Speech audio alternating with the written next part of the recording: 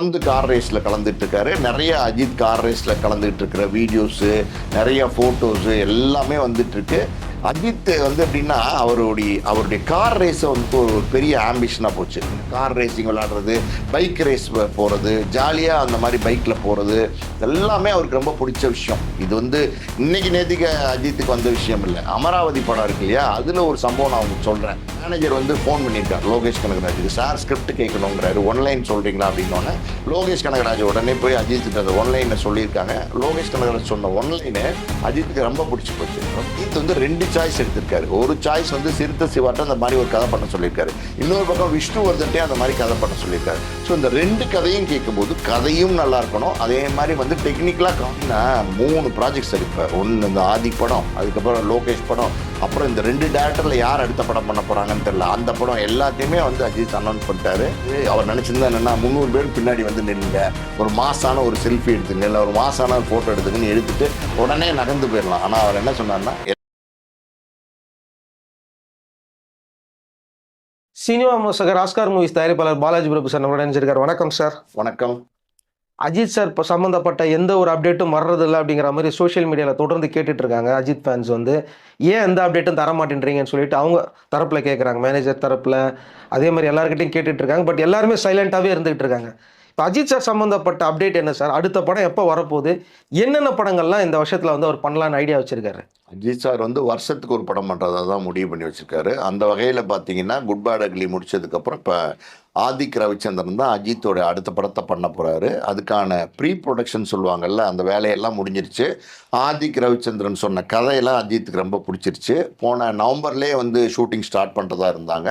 ஆனால் அது கொஞ்சம் தள்ளி போனது. அதுக்கு காரணம் என்ன அப்படின்னா, கதையில் இன்னும் கொஞ்சம் அஜித் வந்து சில மாற்றங்கள்லாம் சொல்லியிருக்காரு. இதெல்லாம் பண்ணால் இன்னும் கொஞ்சம் பெட்டராக இருக்கும், என்னுடைய ரசிகர்களுக்கு இன்னும் கொஞ்சம் ட்ரீட்டாக இருக்கும் அப்படின்னு சொல்லியிருக்காரு. ஸோ அந்த கதை மாற்றங்களெல்லாம் வந்து இப்போ ஆதிக் ரவிச்சந்திரன் பண்ணிட்டு இருக்காரு. ஸோ இந்த படத்தை வந்து இது பிப்ரவரி மாதம் 22 ஷூட்டிங் போகலாம் அப்படின்னு சொல்லி அஜித் சொல்லியிருக்காரு ஆதிக் ரவிச்சந்திரன்ட்ட. ஆதிக் ரவிச்சந்திரன்ட்ட சொல்லும் போதே என்ன சொல்லியிருக்காருன்னா, நீங்கள் பிப்ரவரி 22 ஷூட்டிங் டேட்ஸ் லாக் பண்ணிக்கோங்க, ஒருவேளை சேஞ்சஸ் இருந்தால் நான் வந்து மறுபடியும் உங்களுக்கு சொல்கிறேன். இப்போதைக்கு பிப்ரவரியில் நம்ம ஷூட் போயிடலாம், ஜனவரியில் நம்ம இந்த படத்தை முழுசாக வந்து அனௌன்ஸ் பண்ணிடலாம். அனௌன்ஸ் பண்ணும்போதே எல்லா படத்துலையும் AK-64 74 அந்த மாதிரிலாம் இல்லாமல் இந்த படம் வந்து அஜித்தோடைய படம், அது டைட்டிலோட நம்ம சொல்லிடலாம் அப்படின்னு சொல்லிட்டு, டைட்டில் இந்த படத்துக்கு என்ன டைட்டில் சூட்டபுளாக இருக்கும் அப்படின்னு நிறைய டைட்டில்ஸ் வந்து சஜஷன்ஸில் எழுதிட்டு வாங்க அப்படின்னு ஆதிக்கிட்ட சொல்லியிருக்காரு. ஆதிக்கு வந்து நிறைய டைட்டில்ஸ் எடுத்துகிட்டு போய் அஜித்திட்ட கொடுத்துட்ருக்காரு.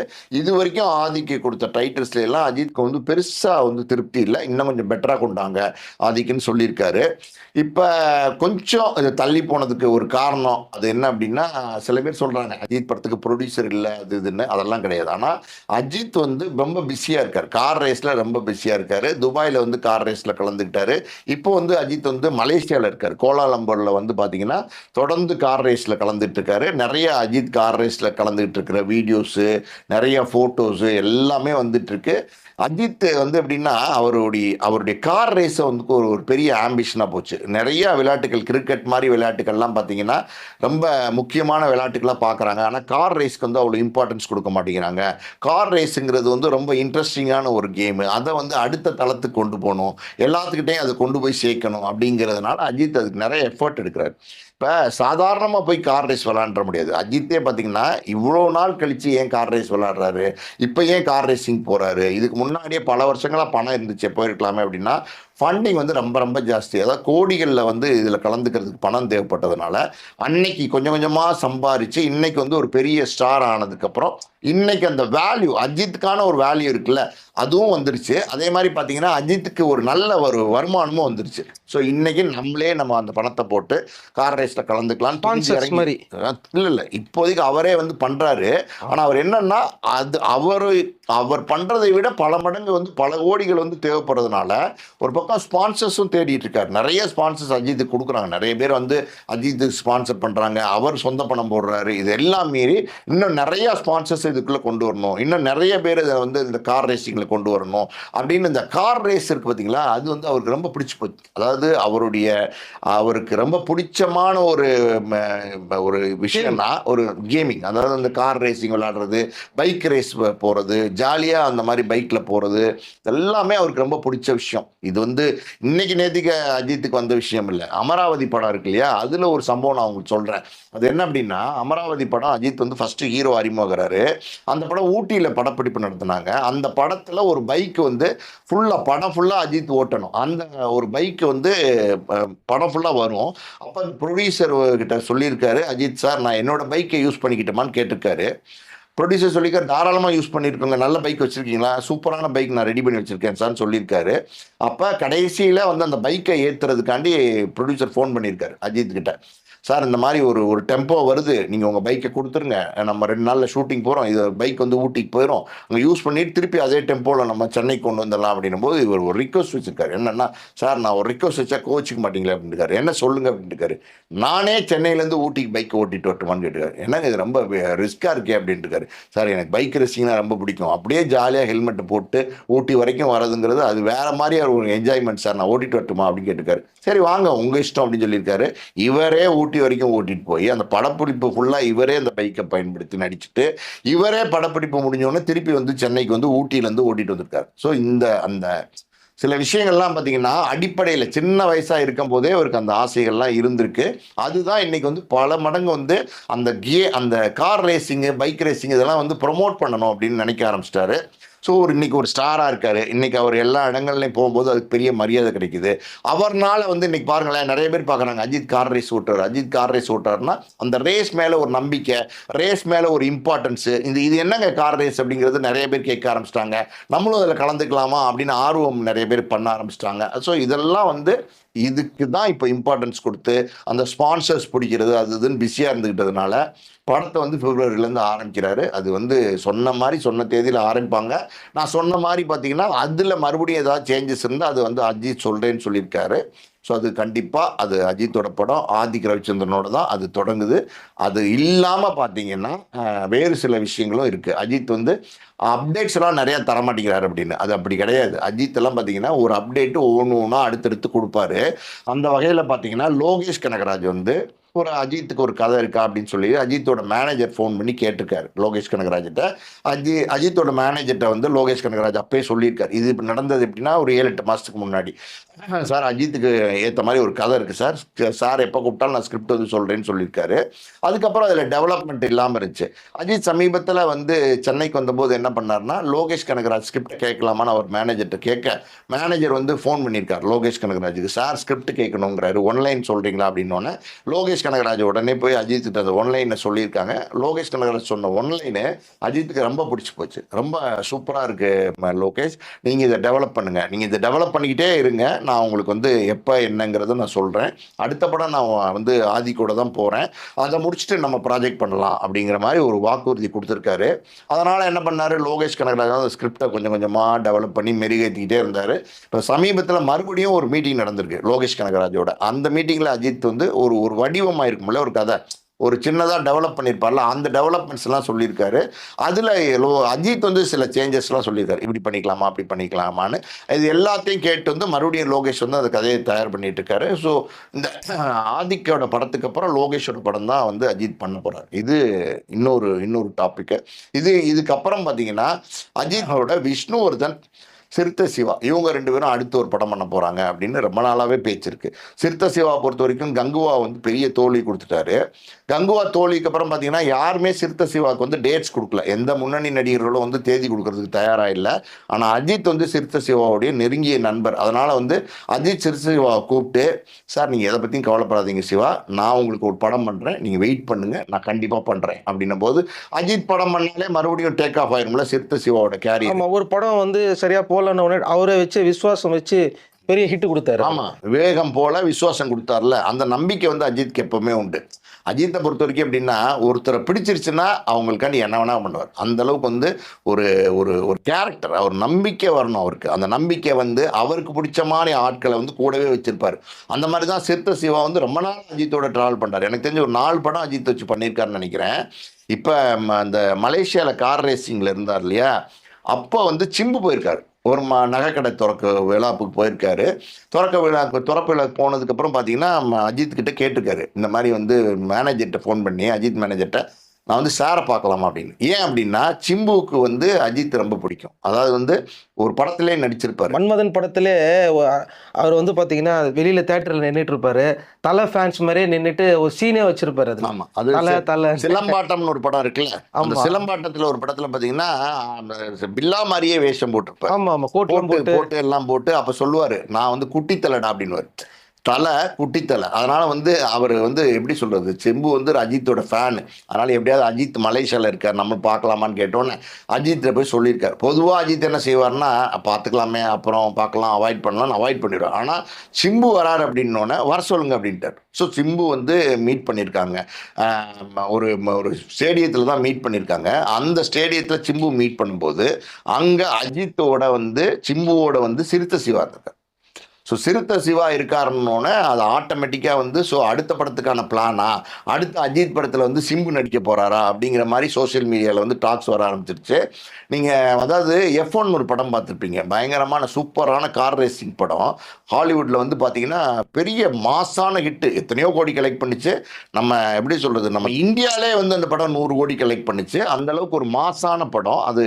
கார் ரேசிங் பற்றி படம் எடுக்கிறது, அது ஹாலிவுட் ஸ்டைல் ஆஃப் மேக்கிங் இருக்குது பார்த்தீங்களா, அது வேறு மாதிரி இருக்கும். அந்த மாதிரி எஃபர்ட் போட்டு பண்ணால் தான் அந்த மாதிரி படங்களை வந்து சரியாக பண்ண முடியும். அந்த படத்தில் நடிக்கணும்னு அஜித்துக்கு ஒரு ஆசை. இந்த கார் ரேசிங் சம்மந்தப்பட்ட ஒரு கதையாக இருக்கிறதுனால அந்த மாதிரி F1 மாதிரி ஒரு படத்தில் நடிக்கணும்னு அஜித்துக்கு ரொம்ப நாள் ஆசை இருக்குது. அந்த கதை ஒன்று இருக்குது பார்த்தீங்களா, அது வந்து நம்ம தமிழ் கலாச்சாரத்துக்கு ஒத்துக்கிற மாதிரி இருக்கும், நம்ம இந்திய ரசிகர்களுக்கும் பிடிச்ச மாதிரி இருக்கணும். அதே நேரத்தில் வேர்ல்டு வைடு வந்து நம்ம தமிழ் படம் இப்போ வருது. அப்போ அங்கே வெளிநாட்டில் பார்க்குறவங்கெல்லாம் கூட படம் ரொம்ப நல்லா இருக்குது, சூப்பராக இருக்குது அப்படிங்கிற மாதிரி இருக்கணும். டெக்னிக்கலாகவும் ரொம்ப வெல் அட்வான்ஸாகவும் இருக்கணும். அதே நேரத்தில் கதையும் அந்த படத்தில் இருக்கணும் போது அந்த அந்த மாதிரியான ஒரு கதை. அதாவது எப்படின்னா, ஒரு கஷ்டப்படுற ஒரு குடும்பத்திலேருந்து ஒரு கிராமத்துலேருந்து வர ஒரு பையன், அவனுக்கு கார் ரேசிங் மேலே ஒரு இன்ட்ரெஸ்ட் இருக்குது. அந்த இன்ட்ரெஸ்ட்டில் அவன் எப்படி வந்து கார் ரேசிங்குள்ளே வந்தான், அவன் வர்றதுக்கு வந்து எத்தனை தடைகள் இருந்துச்சு, வந்து செலக்ட் ஆனதுக்கு முன்னாடி எத்தனை தடைகள் இருந்துச்சு, செலக்ட் ஆனதுக்கப்புறம் கூட அவனுக்கு எவ்வளோ தடைகள் இருந்துச்சு, இதெல்லாம் மீறி அவன் வந்து எப்படி இந்த கார் ரேஸில் சக்ஸஸ் ஆனான், அவனோட உயிர் மூச்சாக கார் ரேஸ் இருக்குங்கிற மாதிரியான ஒரு கதை அஜித்தே சொல்லியிருக்க அந்த லைனை.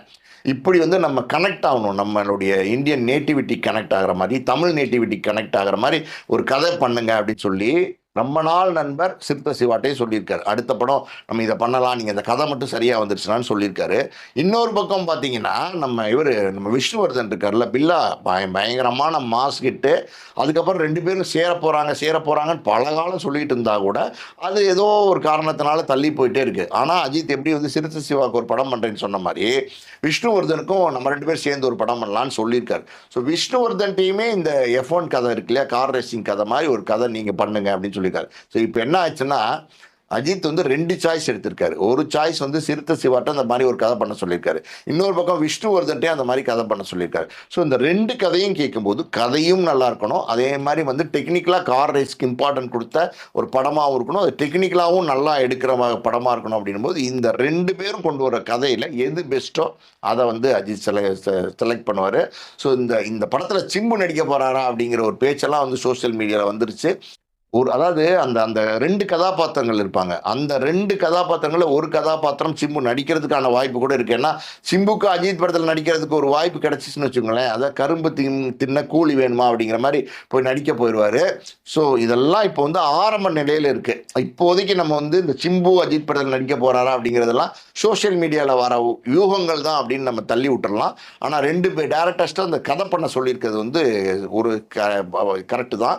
ஸோ அது என்ன இப்போ இந்த எப்படின்னா 3 ப்ராஜெக்ட்ஸ் சார். இப்போ ஒன்று இந்த ஆதி படம், அதுக்கப்புறம் லோகேஷ் படம், அப்புறம் இந்த 2 டேரக்டரில் யார் அடுத்த படம் பண்ண போகிறாங்கன்னு தெரியல. அந்த படம் எல்லாத்தையுமே வந்து அஜித் அனௌன்ஸ் பண்ணிட்டாரு.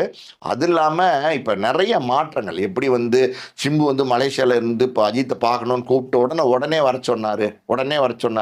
அந்த மாதிரி பார்த்தீங்கன்னா சிம்பு உடனே என்ன பண்ணார் தெரியுமா, எனக்கு ஒரு டிஷர்ட் கொடுங்க, அதை நான் போட்டுட்டு அந்த ஸ்டேடியத்தில் உட்காந்து நீங்கள் கார் ரேஸ் ஓட்டுறதை பார்க்கணும்னு சொல்லி அவர் ஃப்ரெண்ட்ஸோடு உட்காந்து என்ஜாய் பண்ணார். இதெல்லாம் வந்து அஜித் இப்போ லைக் பண்ணுறார். இப்போ ஒரு காலத்தில் அஜித் வந்து ரசிகர்கள்ட்ட ரொம்ப தள்ளி இருந்தார், ரொம்ப ரொம்ப வந்து விலகி இருந்தார். ஆனால் வந்து இப்போ வந்து ரசிகர்களுடைய ஆரவாரம், அந்த சந்தோஷம், அவர் அஜித்தை பார்த்தா அவங்க ஏன் இவ்வளோ சந்தோஷப்படுறாங்க அப்படின்னு ஒரு மனசில் நினைக்க ஆரம்பிச்சிட்டார். அது நிறைய உதாரணங்கள் சொல்லலாம். இந்த கார் ரேஸ் ஸ்டேடியத்திலே நம்ம ஒரு சம்பவம் சொல்லுவோமே, அது என்ன அப்படின்னா, இந்த கார் ரேசிங் மலேசியாவில் நடக்குதுல்ல. இப்போ அஜித் வண்டி ஓட்டுறாரு, கார் ரேசிங்கு. அப்போ அஜித்தோட ரசிகர்கள் யாரை வந்து லைக் பண்ணுவாங்க? அஜித் அஜித் அஜித்னு தானே கத்துவாங்க. தலை தலை கடவுளை கடவுளைன்னு தானே கத்துவாங்க. ஸோ அந்த கூச்சல் வந்து பயங்கரமாக இருக்கிறது மட்டும் இல்லாமல், வேற அஜித்தோட போட்டியாளர்கள் ஓட்டுவாங்கல்ல, அந்த போட்டியாளர்களை எல்லாம் திட்டி வந்து கத்த ஆரம்பிச்சிட்டாங்க. ஏய் நீ வந்துடக்கூடாது, ஏய் நீ பின்னாடி போடா, டேய் முன்னாடி, ஏய் நீ தள்ளு, ஏய் என்ன தலை போயிட்டு இருக்க, நீ பின்னாடி போய் இடிக்கிற அப்படிங்கிற மாதிரிலாம் குரல் கொடுக்க ஆரம்பிச்சிட்டாங்க. வண்டி ஓட்டிகிட்டே இதெல்லாம் அஜித் கேட்டுக்கிட்டே இருந்திருக்காரு. அஜித்தோட காதில் வந்து கேட்டிருக்கு. இந்த கேட்டுட்டு அஜித் வந்து ஒரு ரசிகர், ஒரு முக்கியமான ஆளை கூப்பிட்டு, இதை நான் சொல்கிற தகவலை வந்து ரசிகர்கள்ட்ட சொல்லுங்கள். அதாவது வந்து என்னையை வந்து புகழ்ந்து பாடுறதே நான் வேணாங்கிறேன். என்னையை வந்து புகழ்ந்து பாடுறதாவது பரவாயில்ல, கூட ஓட்டிகிட்டு வரவங்கள வந்து திட்டி பேசுகிற மாதிரி குரல் கொடுக்குறாங்க. அது நல்லா இருக்காது. இது வந்து இன்டர்நேஷ்னல் ஸ்டேடியம். இங்கே வந்து அந்த மாதிரி வந்து பண்ணால் அது வந்து நம்மளோட ரசிகர்களை தான் வந்து தரக்குறைவாக நினைப்பாங்க. என்னை பாராட்டி பேச வேண்டாம். அப்படி பாட்டி பேசணுன்னா கூட பேசட்டும். ஆனால் கூட இருக்கிறவங்களையும் பாராட்டி பேசிட்டோம், அவங்களையும் ஊக்குவிக்கிற மாதிரி பேசினா தப்பு இல்லை அப்படின்றத வந்து ஒரு முக்கியமான ஆள் மூலமாக ரசிகர்கிட்ட சொல்லி, அதை ரசிகர்கள் காதுக்கு போய் ரசிகர்கள் எல்லாமே பார்த்தீங்கன்னா ஓகே ஓகே ஓகே நாங்கள் தலை சொல்கிற மாதிரியே பண்ணுறோன்னு சொல்லி இப்போ ஃபாலோ பண்ணுறாங்க.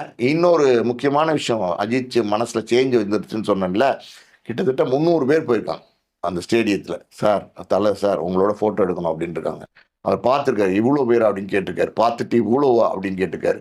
சார் எப்படியாவது எடுக்கணும் சார் அப்படின்னோடனே, அதாவது அவர் நினச்சிருந்தா என்னென்னா 300 பேர் பின்னாடி வந்து நில்லுங்க, ஒரு மாசான ஒரு செல்ஃபி எடுத்துங்க, இல்லை ஒரு மாசான ஒரு ஃபோட்டோ எடுத்துங்கன்னு எடுத்துட்டு உடனே நகர்ந்து போயிடலாம். ஆனால் அவர் என்ன சொன்னார்னா, எல்லாரையும் நான் தனித்தனியாக பார்க்குறேன், எல்லாரையும் நான் தனித்தனியாக பார்க்கணும்னு சொல்லிட்டு ஒவ்வொருத்தரையாக தனித்தனியாக வர சொல்லி அந்த கார் ரேசிங் ட்ரெஸ்ஸோட வந்து அவங்களுக்கு ஃபோட்டோ வந்து போஸ்ட் கொடுத்துருக்காரு. இதெல்லாம் வந்து எப்படின்னா அஜித்தோடைய மனமாற்றங்கள். அதாவது அஜித் என்ன நினைக்கிறாருன்னா, ஏன் ரசிகர்கள் இவ்வளோ நாள் வேண்டாம் தள்ளி வைக்கிறார் அப்படின்னா, நம்மளால் அவங்க இன்ஃப்ளூயன்ஸ் ஆகி அவங்க குடும்ப குட்டி, அவங்க பொண்டாட்டி பிள்ளைங்க, அவங்க வாழ்க்கையை இழந்துடக்கூடாது, அவங்க நல்லா இருக்கணும் அப்படிங்கிற ஒரு நல்ல எண்ணத்தில் தான் வந்து அதெல்லாம் சொல்லிகிட்டே வந்தார். இப்போயும் அதே எண்ணத்தோடு தான் பயணிக்கிறாரு.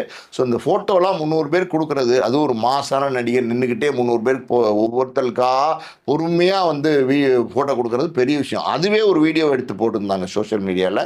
ஸோ அஜித் கிட்ட இப்போ வந்து நிறைய மன மாற்றங்கள் இருக்குது. அஜித் வந்து தொடர்ந்து வந்து கார் ரேசிங்கு இதெல்லாம் பண்ணுற ஒரு முடிவுலேயும் இருக்கார். அதே மாதிரி வருஷத்துக்கு ஒரு படம், கரெக்டான படம் தேர்ந்தெடுத்து சரியான படம் ஒன்று பண்ணணுங்கிற முடிவுலேயே இருக்கார்.